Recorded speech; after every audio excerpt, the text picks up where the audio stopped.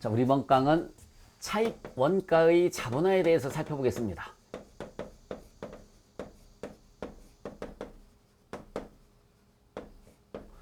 자, 이 차입 원가의 자본화다. 이 차입 원가라는 것은 뭐를 차입 원가라고 하느냐면 이자 비용을 뜻하는 거예요.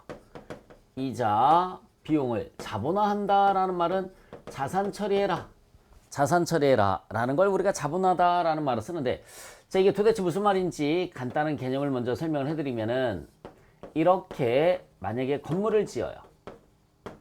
건물을 지을 때 돈이 좀 부족해서 은행에서 대출을 받아왔습니다. 은행에서 대출을 받아왔어요. 그러면 이렇게 은행에 뭘 지급을 해줘야 되느냐면 이자를 지급을 해줘야 되겠죠. 이자를 지급을 합니다. 이자를 지급을 해줘야 돼요. 은행에서 돈을 빌렸으니까 당연히 이자는 줘야 되겠죠. 그렇죠? 그래서 이자를 지급을 하게 되는데, 이자를 지급을 했을 때 이 건물을 신축하는 기간이 만약에 1년 이내다. 1년 이내. 그러면 이자 비용으로 분개를 해줍니다. 이자 비용 대신에 현금 이렇게 분개를 해줘야 돼요. 자, 그런데 만약에 이 건물을 신축하는 기간이 1년을 초과한다라고 하면, 건설 중인 자산 이렇게 분개를 해줘야 됩니다. 건설 중인 자산 대변의 현금 이렇게 분개를 자산 취득원가에 포함을 해줘야 돼요. 그래서 이자 비용을 우리가 뭐라고 하느냐면 차입 원가라는 말을 쓰고요. 이자 비용을 차입 원가, 또 다른 말로 금융 비용이라는 말도 씁니다. 이자 비용을 차입 원가, 또 다른 말로 금융 비용이다라는 말을 써요. 이자 비용을 이렇게 자산 처리했죠. 이 자산 처리하는 것을 자본화한다라는 말을 써요. 이자 비용을 자본화한다. 차입 원가를 자본화한다라는 말을 쓰는 겁니다. 그래서 이걸 구할 때 여러분들이 알고 계셔야 되는 게 뭐냐면, 첫 번째 연평균 지출액이라는 걸 계산할 수 있어야 돼요. 연평균 지출액. 이 연평균 지출액이라는 것은 뭐냐면, 이 건물을 지을 때 들어간 돈이 얼마니? 첫 번째 차입원가의 자본화 문제를 계산할 때 연평균 지출액을 계산을 할 수 있어야 되는데, 연평균 지출액은 이 건물을 지을 때 얼마가 들어갔니? 이걸 계산하는 겁니다. 이걸 계산하는 거예요. 이걸 계산할 수 있으시면 되고요. 두 번째는 평균 차입이자율, 가중평균 차입 이자율을 계산할 수 있어야 됩니다. 가중평균 차입 이자율을 계산할 수 있어야 되는 거고요. 세 번째, 이제 차입원가 중 자본화되는 금액, 차입원가 중 자본화 되는 금액을 계산하실 수 있으시면 돼요. 자본화 대상 금액. 이 세 가지 순서대로 계산을 해주시면 되는 겁니다. 첫 번째는 연평균 지출액 계산하시면 되고요. 두 번째는 가중평균 차입 이자율. 이걸 우리가 뭐라고 하느냐면 자본화할 이자율이라는 말을 씁니다. 자본화할 이자율이라는 말을 써요. 자본화할 이자율이라는 말 쓰고요. 세 번째, 이제 차입원가 중에서 자본화 대상 금액이 얼마인지 이 순서대로 진행을 한번 해보도록 하겠습니다. 개념은 이해가시죠? 그래서 차입원가의 자본화다라는 말은 건물을 지을 때 은행에서 대출을 받게 되면 그 이자를 지급하게 되는데, 건물을 신축하는 기간이 만약에 1년 이내면 칠판처럼 이자 비용으로 분개를 해주시면 되고요. 만약에 1년을 초과한다라고 하면은 건설 중인 자산으로 분개를 해줘라. 이거를 우리가 차입 원가의 자본화라는 말을 쓰는 겁니다. 차입 원가의 자본화. 그래서 이 차입 원가의 자본화 문제를 풀 때는 여러분들이 첫 번째 연평균 지출액이라는 걸 계산할 수 있어야 돼요. 연평균 지출액이라는 걸 계산할 수 있어야 되고요. 두 번째는 자본화할 이자율, 즉 가중평균 차입 이자율을 계산할 수 있어야 되고요. 세 번째는 그 차입 원가 중에서, 즉 이자 비용 중에서 자본화 대상 금액이 얼마인지 계산하실 수 있으시면 됩니다. 자, 그러면 첫 번째 연평균 지출액을 먼저 계산해 볼까요? 연평균 지출액. 건물을 하나 짓는데, 이렇게 건물을 하나 짓는데 이 건물에 투입된 돈이 1월 1일에 투입된 돈이 이게 건물입니다. 건물을 신축을 하려고 그래요. 건물을 신축을 하려고 하는데 1월 1일부터 투입된 돈이 얼마라고 가정을 한번 해볼까요? 500만 원입니다. 500만 원. 1월 1일에 투입된 돈이 500만 원이에요. 그러면 500만 원은 1월 1일부터 12월 31일까지 1년 동안 투입됐으니까 곱하기 12개월 중에 12개월 중 12개월 투입됐다는 얘기죠. 12개월이 투입됐습니다. 그래서 500만 원인 거예요. 500만 원. 자, 만약에 4월 1일에 지출된 돈이 1000만 원이 있어요. 4월 1일에 투입된 돈이 1000만 원이 있습니다. 1000만 원이 있어요. 4월 1일에 투입된 돈은 1000만 원입니다. 얘는 12개월 중에 12개월 중에 4월 1일부터니까 9개월이 투입된 거죠. 9개월 투입됐습니다. 자, 그래서 얘를 계산을 해주시면 돼요. 그러면 3, 3, 5, 3, 4, 12, 4, 2, 8, 4, 5, 20. 그쵸? 750만 원이네요. 750만 원이 평균 투입액이 되는 겁니다. 750만 원이 평균 투입액이 되는 거고요. 7월 1일에 지출된 돈이 2천만 원이 있어요. 7월 1일에 지출된 돈이 만약에 2천만 원이 있다. 그러면 얘는 이 건물 짓는데 한꺼번에 돈을 다 주는 게 아니란 말이죠. 그죠? 그래서 2천만 원 곱하기 12개월 중에 6개월 투입됐으니까는 1000만 원이 투입된 거다. 1000만 원이 투입된 거다라는 얘기죠. 여러분들 이 개념은 이렇게 생각을 해주시면 될 것 같아요. 만약에 7월 1일에 내가 은행에서, 잘 보시기 바랍니다. 은행에서 1000만 원을 차입을 했어요. 은행에서 1000만 원을 차입을 했고요. 이자는 12%를 주기를 했습니다. 이자는 12% 주기를 했어요. 그래, 여러분들 이자는 어떻게 나올까요? 1000만 원 곱하기 12%인가요? 1000만 원 곱하기 12%인가요? 아니죠. 7월 1일에 빌려왔으니까는 곱하기 12분의 6을 해주잖아요. 이렇게 해서 얼마 나옵니까? 60만 원 나오죠. 그렇죠? 이걸 다른 식으로 변형을 하면 1000만 원 곱하기 12분의 6을 하면 내가 이번 연도에 빌려 쓴 돈은 500만 원이 되는 거죠. 내가 이번 연도에 빌려 쓴 돈은 500만 원이죠. 맞잖아요. 그죠? 1000만 원을 빌렸지만 6개월밖에 안 썼으니까는 이걸 연으로 환산하면은 나는 이번 연도에 500만 원밖에 안 썼다라는 얘기입니다. 연으로 환산하면. 그래서 나는 12% 이자 주겠다. 60만 원. 이렇게. 그래서 요 개념이 이해가 가시면은 이것도 이해가 가실 겁니다. 자, 1000만 원을 은행에서 차입을 했다. 1월 1일에서 차입했으면은 1000만 원 곱하기 12%가 맞잖아요. 12분의 12. 1월 1일이었었으면은 1000만 원 곱하기 12% 곱하기 12분의 12. 근데 7월 1일에 빌렸으니까 1000만 원 곱하기 12% 곱하기 12분의 6이잖아요. 결론은 1000만 원 곱하기 12분의 6 하면 내가 이번 연도에 빌려 쓴 돈은 500이란 얘기죠. 500 곱하기 12% 하면 60만 원 나오는 겁니다. 그래서 연평균 지출액도 같은 개념으로 생각을 해주시면 되는 거예요. 자, 그러면은 연평균 지출액을 일단은 우리 시험 문제에서 연평균 지출액을 구해라 라고 나오면 이렇게 계산을 해주시면 되는 겁니다. 그러면 저 건물 짓는데 들어간 돈은 토탈 얼마가 들어갔냐면 이렇게 더해주시면 되는 거죠. 그러면 2250만 원이 연평균 지출액이다.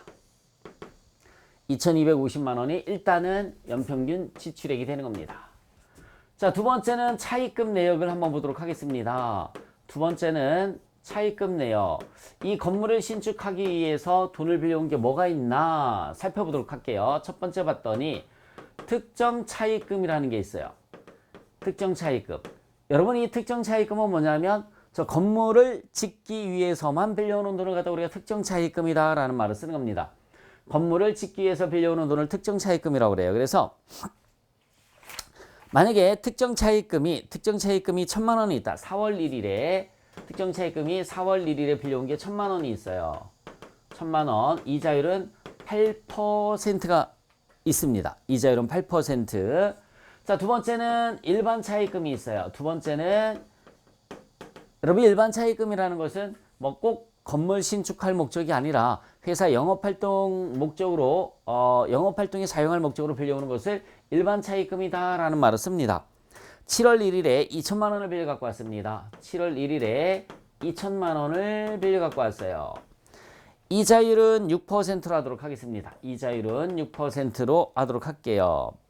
자, 세 번째는 역시 마찬가지 일반 차입금이에요. 세 번째는 일반 차입금 10월 1일에 얼마를 빌려 갖고 왔느냐면 3천만 원을 빌려 갖고 왔습니다. 8%로.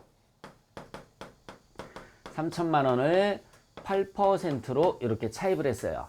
3천만 원을 8%로 차입을 했습니다. 자, 그러면 여러분 여기 보세요. 이 특정 차입금은 말 그대로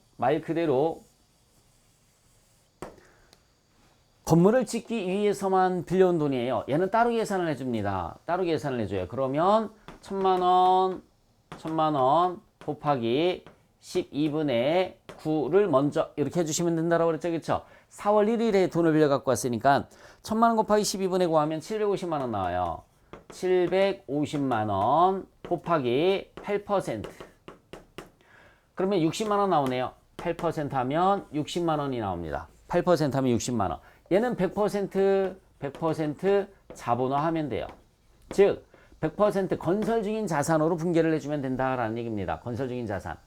자, 연평균 지출액이 2,250만 원이라고 그랬죠. 이 중에서 특정 차입금으로 지출된 돈이 750만 원인 거예요. 750만 원. 그래서 곱하기 다시 한번 써볼게요. 8% 하면 60만 원. 네, 60만 원이 100% 자본화되는 거죠. 60만 원이 100% 자본화예요. 그러면은 자, 2,250만 원 중에서 특정 차입금 750만 원 빼주면 나머지가 얼마 나오죠? 나머지가 1,500만 원 나오죠. 나머지는 1,500만 원이 나옵니다. 자, 다시 한번 말씀드릴게요.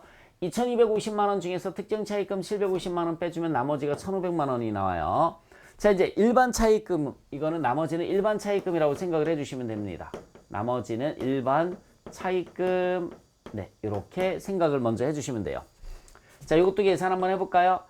2천만 원 곱하기 12분의 6이죠. 그러면은 1,000만 원 나옵니다.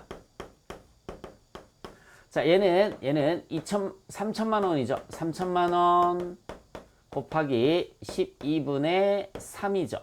12분의 3. 그러면은 12분의 3 이렇게 해주면은 750만 원이 나오고요. 750만 원이 나옵니다.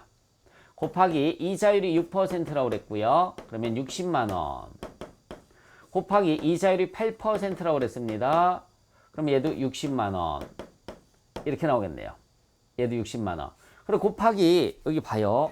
곱하기 이자율을 해줘야 되는데 얘가 바로 뭐냐면 자본화할 이자율이 되는 겁니다. 두 번째 자본화할 이자율. 자본화할 이자율이 되는 거죠. 자본화할 이자율은 뭐냐면 요 두 개 이자 더해주면 120만 원이죠. 120만 원. 두 개 원금을 더해주시면 얼마입니까? 1,750만 원이에요. 두 개의 원금을 더해주시면 1,750만 원입니다. 그럼 120만 원 나누기 1,750만 원을 해주시면 6.8%가 나올 거예요.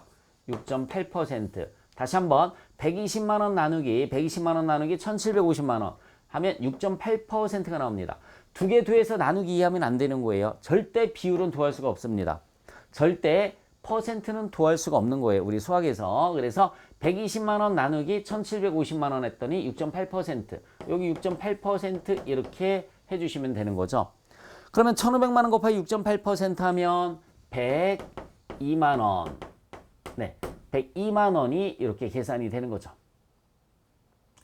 자, 2,250만 원 중에서 특정 차입금으로 60만 원 100% 자본화한다고 그랬고요. 나머지 1,500만 원은 6.8% 곱하기 102만 원, 6.8% 곱해줘서 102만 원만큼만 자본화해 주시면 되는 거죠. 그러면 이게 도대체 무슨 말이냐면 분개로 보여드릴게요.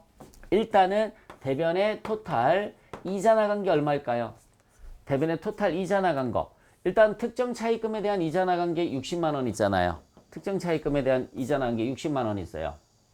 그리고 얘네 일반 차입금 60만 원에서 토탈 이자 나간 것은 180만 원이 나갔습니다. 토탈 이자 나간 것은 180만 원이 나갔어요. 180만 원. 차변에 자본화할 금액이 이거 두 개 더해주시면 얼마죠? 162만 원이죠. 건설 중인 자산.